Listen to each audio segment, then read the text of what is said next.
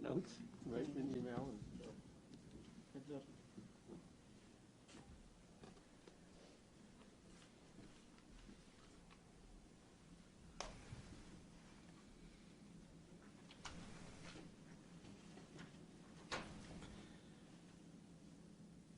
Well, good afternoon. I'm here with Dr. Zika to provide an update on the current state of COVID-19 in Illinois. More than 20 million COVID-19 vaccines have now been administered to Illinois residents. That's the highest number and the highest percentage of residents who have gotten a shot among all Midwestern states. On top of that, nearly 80% of our eligible seniors have received a booster shot, along with nearly 55% of all of our eligible residents. And we are pushing that number higher every day. In fact, right now, we are administering an average of 47,000 shots, first, second, and booster shots every day. The Omicron surge has tested and proven once again that vaccines and masks are our best tools to keep most people safe from each variant of COVID-19. Nevertheless, Omicron's high transmission rate caused more COVID hospitalizations than ever before, the vast majority unvaccinated. Our hospital systems and healthcare workers have battled to treat and to save not just COVID-19 patients, but every patient who walks through their doors. They've been working harder than ever before, and I hope that everyone listening will take a moment to express your gratitude to each of them. Over the last 2 years, I've said over and over that you don't know when a surge has reached its peak until you're on the other side of it.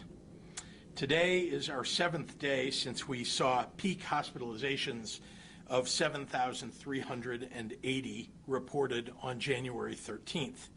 That's 1,145 more than the previous pandemic peak on November 21st.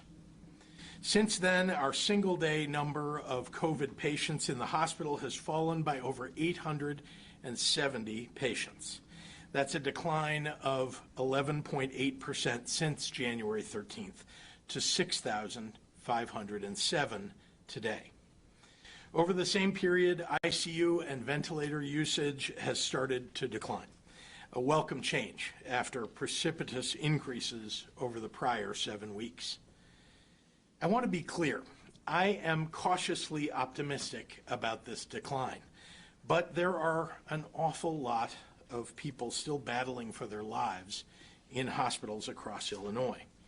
With our ICU capacity at around 10% and 6,500 COVID patients overall in our hospitals, we're continuing to provide as much relief as possible to all of our patients, to our healthcare workers, and to our hospitals. We have lost so many people in recent weeks.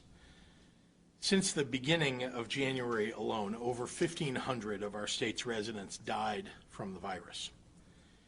Despite the recent indications of fewer new infections and fewer new hospital admissions ahead, it breaks my heart to know that in the coming weeks, hundreds more may die among the thousands who are already seriously ill from COVID.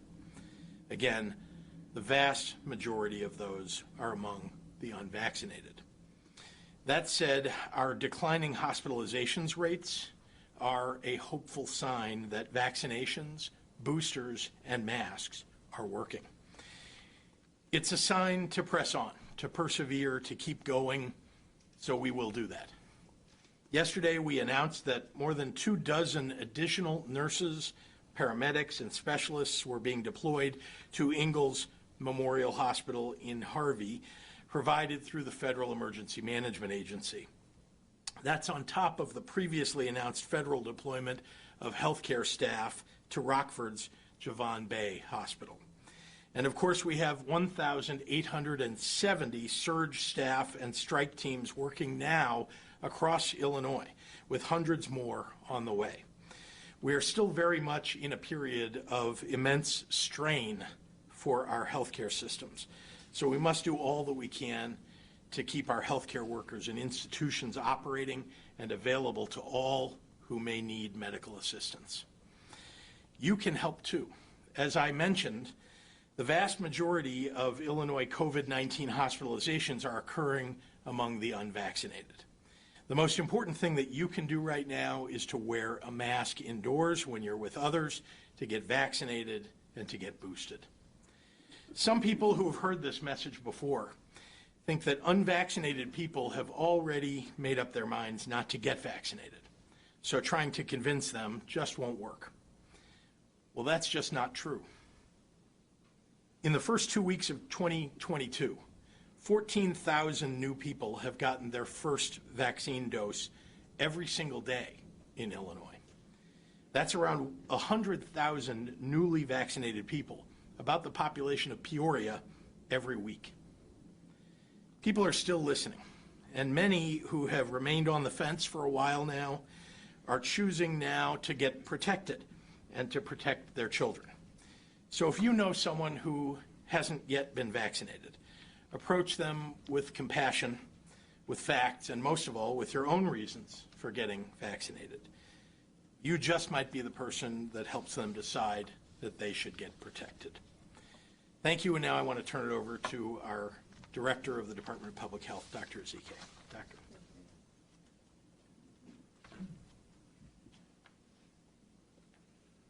Good afternoon, everyone.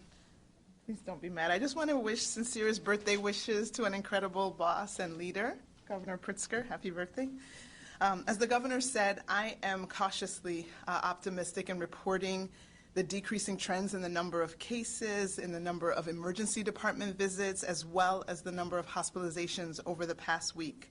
Of course, we need these trends to continue. Everything is relative. While overall hospitalizations are increasing, both in the number of people that are going into the hospital with COVID every day, as well as the total number of people in the hospital with COVID, they are decreasing, but those numbers are still high. The numbers of people in the hospital with COVID are still higher now than they have been in any other surge or any other part of the pandemic. But the good news is that the trend is downward. The sheer volume, however, still is a problem. It's still a challenge to those workers, and we still have to pull every single lever available to help increase just the staff to care for those people in the hospitals. And yes, we have seen over the last month that the number of children in pediatric ICUs with COVID has increased. But at this time, there is not a COVID vaccine for our youngest ones, those 4 and under. But let's focus on what we do have, and that is that we have a vaccine for everyone 5 years and older, and that by being vaccinated, if you are in that eligible population, you can build that hedge of protection around those who are too young to be vaccinated for themselves. And the Illinois data shows that being vaccinated or only partially vaccinated as opposed to being boosted places you at 11 times greater risk of hospitalization and 13 times greater risk of dying. So you want to be on the side of the boosted. And as you also hopefully can tell, vaccination is not just about the individual who gets vaccinated. Yes, for sure, your risk of suffering severe illness and hospitalization does decrease dramatically when you're vaccinated and boosted. But being vaccinated and boosted also helps to protect others, like those 4 and under that we just talked about who can't be vaccinated at this time. Another way that we can protect others is to slow the transmission of this virus. And that's by knowing when you're actually infected. And so that might involve testing. A positive test will let you know that, yes, I need to stand down, I need to isolate so that I don't spread this virus to others. And then you can reach out to other people who maybe you were in close contact with before you knew that you were positive, so that they can quarantine, so that they can know when it's time for themselves to test. The U.S. Department of Health and Human Services is offering 4 free at-home COVID-19 tests to each household. All you have to do is go to covidtests.gov and fill out your address. HHS expects orders to ship out by the end of the month, and then they'll be delivered by the U.S. Postal Service. You are encouraged to order those tests so that you can have them when you actually need them. Again, we all need to vaccinate, boost, mask, test, and that will all be helpful as we get towards the end of this pandemic. And now I'll summarize comments in Spanish. Buenas tardes y feliz cumpleaños a nuestro gobernador, Governor Pritzker. Como ha dicho el gobernador, también soy cautamente optimista al informar tendencias a la baja en el número de nuevos casos, visitas a la sala de emergencias y hospitalizaciones durante la última semana. Sin embargo, necesitamos que estas tendencias continúen. Aunque las hospitalizaciones en general están disminuyendo, seguimos viendo un alto número de personas en el hospital con COVID-19. El volumen de personas en el hospital sigue siendo un desafío y seguimos jalando de todas las palancas disponibles para aumentar el número de empleados en los hospitales. Una tendencia preocupante que hemos observado en el último mes es que el número de niños en las unidades de cuidados intensivos pediátricos ha aumentado durante el último mes. En este momento, no existe una vacuna contra el COVID-19 para los más pequeños, los de 4 años o menos. Sin embargo, hay una vacuna disponible para todos los de 5 años o más. Y al estar vacunados, podemos construir un cápulo de protección alrededor de aquellos que son demasiado jóvenes. Los datos de Illinois muestran que estar vacunado o solo parcialmente vacunado, pero no con la refuerza, lo coloca en un riesgo 11 veces mayor de hospitalización y 13 veces mayor de muerte en comparación con aquellos que están reforzados. Pero la vacunación es más que usted solo. Sí, su riesgo de sufrir una enfermedad grave y hospitalización disminuye drásticamente cuando está vacunada y reforzado. Pero estar vacunado y reforzado también significa que estás pensando y protegiendo a los demás. Otra forma de proteger a los demás es ralentizar la propagación del virus haciéndose la prueba. Una prueba positiva le hará saber que debe aislarse para no contagiar el virus a otras personas y comunicarse con aquellas personas con las que estuvo en contacto cercano para que hagan la prueba también. El Departamento de Salud y Servicios Humanos en los Estados Unidos está ofreciendo cuatro pruebas caseras gratuitas de COVID-19. Todo lo que tiene que hacer es ir a covidtest.gov y completar su dirección. El Departamento de Salud y Servicios Humanos espera que los pedidos se envíen a finales de mes y serán entregados por el Servicio Postal en los Estados Unidos. Los recomendamos que pida las pruebas ahora para tenerlas cuando las necesite.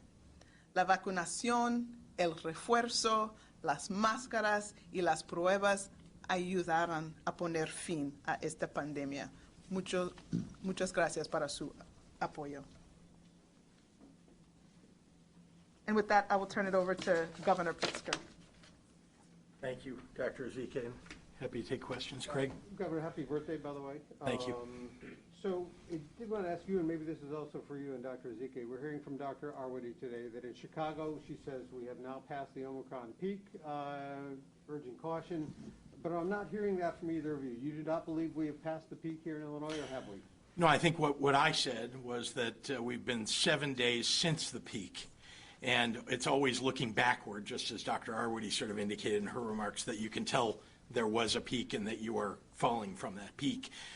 So I'm pleased to say that we have for 7 days now been dropping the number of people who are in the hospital, for COVID, and as well, we've seen a drop in the number of cases each day, although, as I've indicated, that's not exactly the indicator that tells me that we're past a peak. It's really hospitalization, ICU beds, and ventilators, and those all seem to be going the right direction. Dr. Zika, do you want to say anything more?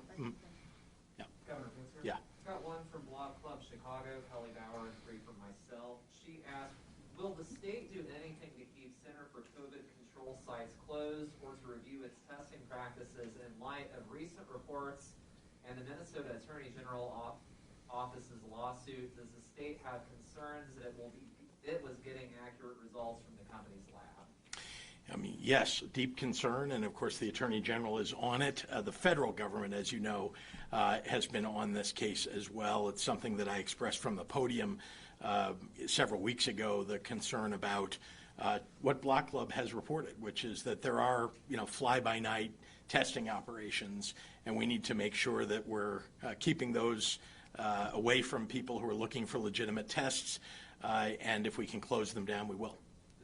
For Dr. Zika, pardon me, do you have anything to add? No, of course, we all support people being able to go to a legitimate site where they can get answers and responses that they can act on that are actually correct. And so we support, obviously, any efforts to make sure we shut down and deal with those people who have been bad actors and have harmed the public health of the state with those bad actions. I've got one other for you, Doctor. Dr. Walensky said last week that the current surge in the country, which was up 40% last week, the death surge rather, was mostly coming from the Delta surge, those deaths. There were 99 deaths reported in Chicago in the last 24 hours. Do we have any sense of how many Illinoisans are going to die from the Omicron surge before this surge is over? No, it's a great question, but it's very hard to answer. We have to be clear that when someone goes into the hospital today, we don't know what exactly they have. I mean, as we get further along into Omicron, where there's nothing else in the state besides Omicron, and I think we are definitely in the high 80% of Omicron, if not 90 plus, we know as we go further that all the people who are getting infected are Omicron. But you have to remember that when people get infected to when they might actually die, that's not a day or a 2 or 3. That can be 2 weeks, 3 weeks, 4 weeks. And so if you think about people that we are getting those reports today, and then you go back 4 weeks, some of those will be Omicron, but some of those will definitely be Delta, because we were not as predominant Omicron 4 weeks ago as clearly we are now. But again, we don't have that information for each patient. Well, Dr. Zika, of the 6,507 who are hospitalized in the state with COVID, how many are there for COVID and they're with COVID? Yeah, no, that's we know that certain hospitals have been auditing, and there's 43% at one hospital that they're there for something different. Yeah, so that's an important question, and we have been looking at that. That was the same, that's the same across the country. We're seeing that because of the ubiquitousness of Omicron, that there are people who maybe went in for hip surgery, but as you're going to intubate them, you definitely want the staff to be protected, and you need to know their status. And so they might have come in for the hip surgery, but then are found to have COVID, which is still significant because the special precautions that need to be taken for anyone who has COVID, the special PPE and garb that the staff have to wear, the special isolation, all of that has to take place. So we do need to know all those individuals. But it is true that there are some people who are not suffering many respiratory illnesses associated with that, but it's still important to know all those people. And there are people who now their course has been complicated, where maybe they came in for something that was not respiratory related to COVID, but the COVID then became an issue, i.e., someone who maybe just had a UTI, but now it's complicated by a pneumonia from the COVID, and now you're dealing with two things. So again, each case is different. Some, the COVID is an actual illness that needs specific attention. They all need attention in terms of how the caregivers will care for them, and the special PPE, et cetera, and the isolation and where they can be placed vis-a-vis other patients. Doctor, if I'm not mistaken, the governor said that 55% of Illinoisans have been fully vaccinated? I think I said boosters, Okay. among those who are eligible for boosters. 55% have been boosted. Do you have a guess, or an educated guess, about between the shots boosters, et cetera, and those who've been ill with COVID, what percentage do you think of the state has perhaps some degree of antibodies? And are we approaching anything remotely resembling herd immunity? No, it's a great question. So on the books, so to speak, we have like 2.5 million people have been definitively identified as positive in our system. But we know, if we look at the number of home tests that were purchased just from retail pharmacies versus how many tests were done in our state, the actual number of home tests, which don't have to be reported, equal or match, actually slightly exceed the number of people that we have results for. So we know that there's a lot of undercounting. But I think that herd immunity, we have to kind of get away from that. When I think about, Australia is 90% vaccinated, and they don't have herd immunity. They still are having outbreaks. They're still seeing an uptick. So I think, unless herd immunity means 100%, we see that it's a very high number before you can get that protection that is supposed to be afforded by the herd. And in the meantime, if you try to use that as your only strategy, that results in a large number of additional deaths. Governor, a two-part question. What is the state's criteria for determining what hospitals such as Ingalls and Javon Bay get federal assistance during this surge? And the second part is, what is the state doing to prepare for the next potential variant so that we don't see this kind of surge again? I'm going to ask Dr. Zika because she gets the request. Okay, those are two great questions. So for the first one regarding how does someone qualify, so actually every hospital can make the request to get that support from the federal government.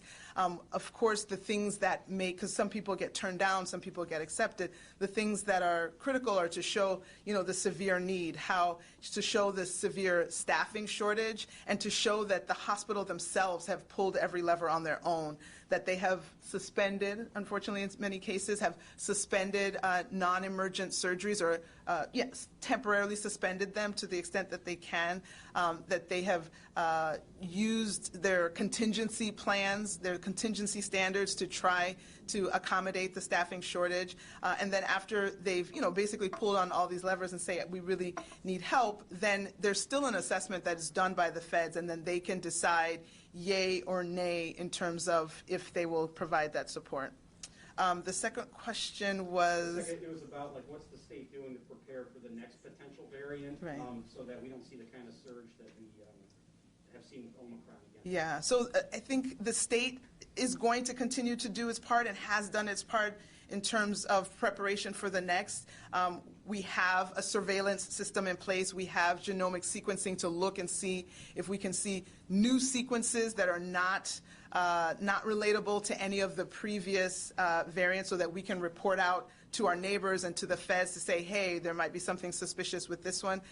We've created an infrastructure that people can get vaccinated and boosted quite easily. I think the other part is on the actual people, and so people have to get themselves ready just as they would for any natural disaster, and that preparation involves getting boosted and staying fully up to date. Not, people who got that one dose just to get the one dose, you are not fully prepared for the next variant. You need to be within 5 months of your last shot. If you got a single J&J and you haven't gotten an mRNA second dose, and it's been 2 months since that J&J dose, you are not fully prepared. So we are doing a lot. We've set up the infrastructure. We have vaccines readily available for everyone. The other part is for the individuals to go and avail themselves of those resources to protect themselves and their family. Governor Pritzker, since we last spoke, 2 new people are vying for your job. Mayor Aurora, Mayor Richard Irvin's running as a Republican, and Eric Mancow-Muller is running as an independent. Any concerns about either of those candidates? I don't know, they've got a messy primary over there on the Republican side. I'm sure they'll work all that out. I'm not sure about the independent. I know it's difficult to get on the ballot sometimes as an independent, but yeah, I don't really have any opinions. And then yesterday, Mayor Lightfoot said that she's going to endorse you for governor. Are you going to do the same for her when she runs for mayor? Well, I appreciate. I have not heard that. That's very kind of her. And yeah, I mean, I think what I can say is there's nobody running, as far as I know, for mayor, and I think the mayor has worked well with me especially as we have addressed the pandemic broadly. And so, we have a good relationship, and, I know we'll keep working together to make sure we're keeping people safe and healthy. I do want to say, if I may, I'm sorry, I just want to add one comment, though. You asked about candidates. One thing I will say to you is, if you want to have the job of being governor, you should have to take questions from members of the media, just like I do. And so I would hope that any candidate that is running and announce that they're going to run is going to take questions and not wait weeks after announcing to do so. Governor, I have a question from Hannah myself. Dr. Zika, can we ask a question of you from CBS2? The question is, this is moving so rapidly, this variant. Some have compared it to an ice pick. It has gone up fast, it's coming down fast. As we are racing through this phase here, what are you looking at as far as metrics to make any kind of changes or recommendation changes as far as policies in the state? A lot of people are hearing great news today, smiles on your face, which speak volumes, and they're thinking maybe there's some change coming to my life. How quickly might change be coming to the lives of people of Illinois? I mean, we have ongoing discussions. We've been waiting for an opportunity to think about how we pivot to the next stages. And so as we come up with that between the IDPH team and the governor's office, we will absolutely share what plans we have to move forward in this pandemic. And yes, we are looking forward to sharing those. It's not today, but we are looking for Specifically? What data points will be the first ones that will say, aha, it's time? So obviously, we are already seeing some of the things that we like to see in terms of downward trends in the hospitalization. Again, I am absolutely moving away from the cases because we know that that's not even the full story, given all the home tests and all the positives that are happening at home that are not recorded in any of our Department of Public Health databases. But the hospitalizations, you can't hide a hospitalization. And so as we look at those hospitalizations and understand where those numbers are going, that is definitely a clear signal of the direction we're moving in. And I mean, we can be moving downward now, but as people have appropriately asked, but what about the next one? So, we want to just continue moving in that downward direction, but also, 2 years into the pandemic, we've learned so much, we've amassed so much knowledge. We have to figure out how we are going to live, how we are going to coexist with COVID. And so there may be some adjustments or shifts that we will make given the wide availability of vaccines and now the onboarding of therapeutics, which I think the quantities are very limited now, but as those increase, those are also a game changer that will allow us to maybe pivot from everything being COVID, and being able to have it as a something that we coexist with. Governor, Thank you, everyone. Governor, can we ask you a follow-up question about schools? Thank you. Schools, please. Thank you. Schools. What are you going to do for your birthday?